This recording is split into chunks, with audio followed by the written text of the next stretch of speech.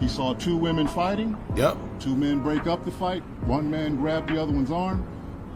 Gunshots came from the passenger side. Passenger side is where Miss Harris was sitting. I'm lying. Oh, she stepped on glass. She never got shot. I'm the one who said I stepped on glass. I was lying to protect all of us. I was lying to protect all of us. Yo, face. Show your face, please, with sugar on top.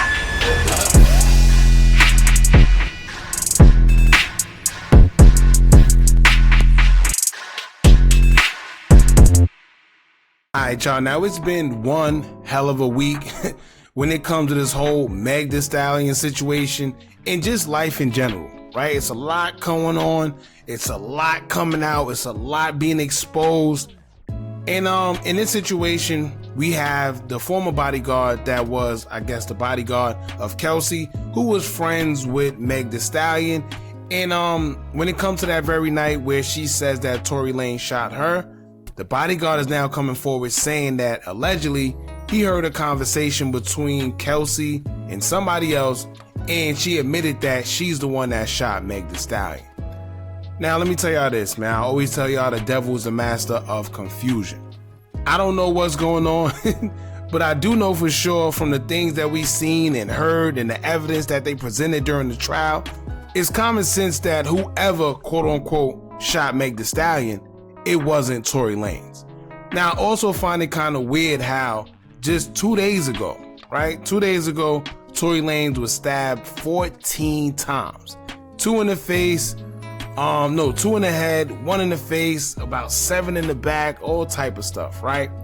And right after that, we would see the videos come out, the body cam footage of Meg Thee Stallion allegedly, we're gonna say alleged, stepping on glass and walking backwards when she was arrested the night everything transpired, right?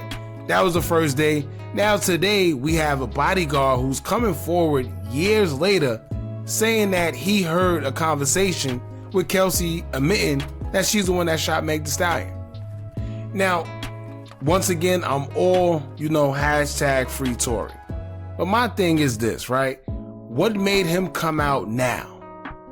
What's going on behind the scenes? What's going on in the entertainment industry where he decides to come out now and let it be known, well, excuse me, it wasn't Tory, it was Kelsey. I know for sure because I heard her. Where was he during trial? Now, to his defense, they did say it was a lot of evidence that wasn't able to be presented during trial, and this is why Tory Lanez was trying to get the appeal, because there was a lot of evidence that wasn't able to be presented. Now, was he part of that evidence? Who knows? Was he one of the witnesses that was going to come forward and testify in Tory's favor? Who knows?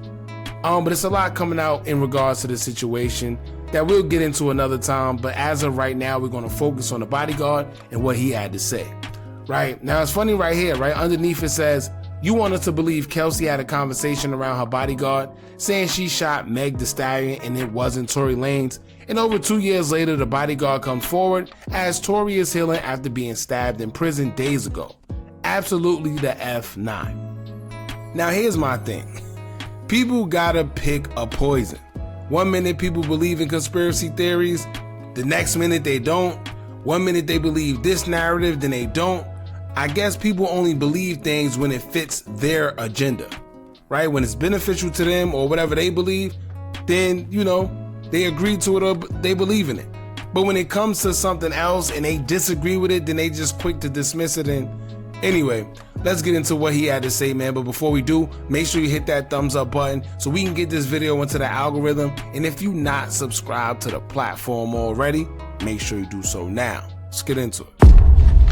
Not long ago, Unite the People was approached by a gentleman named Bradley James. Mr. James informed us he was working as the bodyguard and driver for Miss Kelsey Harris during Mr. Peterson's trial. As such, he was in close proximity and he had privy to conversations she was having with her husband and others. Mr. James informed us he was not under a non-disclosure agreement or a confidentiality agreement and was free to speak with Unite the People. So question, if he was free, what took him so long? Right? If he was free to speak, He's seen everything going on. He's seen all the inconsistencies and all that bull crap. All it took was for him to come forward and say, you know what, I heard X, Y, and Z. I got the proof. Here's your proof. And then a lot of these cars that transport these celebrities, whether it's Uber, whether it's security vehicles, they do have audio recording systems. So I'm not sure if his did or not. But what I'm saying is, if you could have provided some type of proof that you heard it, or just you came forward and testified, that would have helped. But you came years later and it sounds a little weird, but let's see what he got to say. And that he was doing it because his conscience would not let him not speak and leave a man in prison for something he did not do. Mr. James informed Unite the People that he was witness to the conversation Miss Harris had, where she stated she had the gun, she fired it 3 times, Mr. Peterson grabbed her arm and knocked it down, and the gun fired 2 more times. In essence, Mr. Peterson never shot anybody. Duh. Duh, right? You know what's funny? We all know this already. So to see that it's coming out, first and foremost, y'all owe the quote unquote conspiracy theorists an apology for one. But then for 2, nothing ever made sense. In the sense that they told us that there was no gunshot residue on him. His fingerprints was never on the firearm, which he should have been eliminated from the suspect list then. But then 3, there was a witness that also said that it was an argument between women, then shots was fired, and they didn't see Tory Lanez being the one that shot. Right? Never even touched that gun. Never fired the gun. This statement aligns with the statement of the only non-party witness to the case, Mr. Sean Kelly, who at trial testified he saw 2 women fighting. Yep. 2 men break up the fight. 1 man grabbed the other one's arm. Gunshots came from the passenger side. Passenger side is where Miss Harris was sitting. This further iterates that Mr. Peterson did not shoot Miss Pete, did not shoot at Miss Pete, or did not assault Miss Pete. It's just another irregularity in a list of irregularities in this case.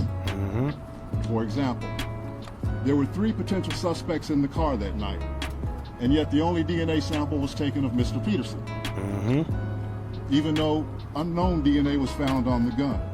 That's a fact. That's another thing, right? There was DNA that was found on the weapon, but guess what? It did not belong to Tory Lanez. Which is crazy to me, because how in the world do they just skip over that?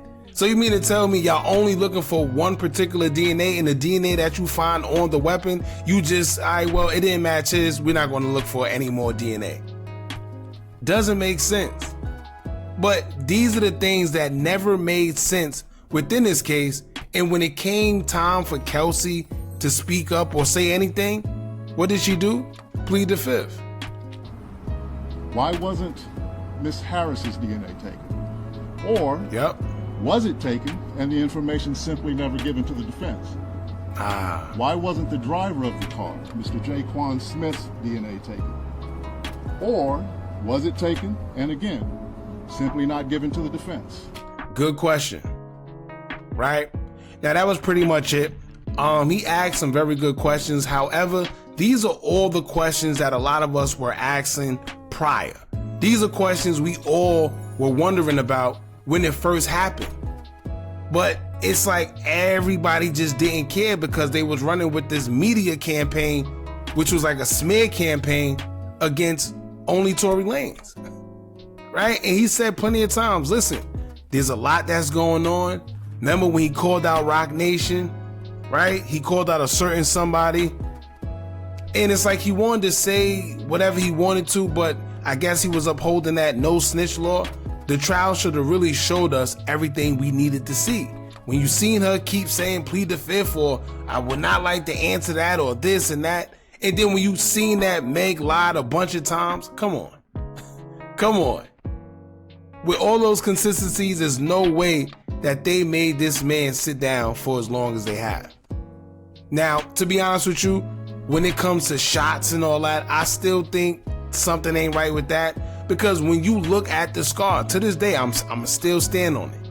When you look at the scar, what they called a quote-unquote bullet wound, it was no bullet wound. That's not a bullet wound. When Julio Fulio got shot in his foot, and we seen him post a picture of his foot, that's a gunshot wound, right? Not bullet fragments or glass fragments, none of that. A bullet wound, right? So it just is what it is, man. Now, as y'all know, I seen somebody up under here say, you want us to believe Kelsey had a conversation around her bodyguard saying she shot Megan? Yes. Yeah, yes.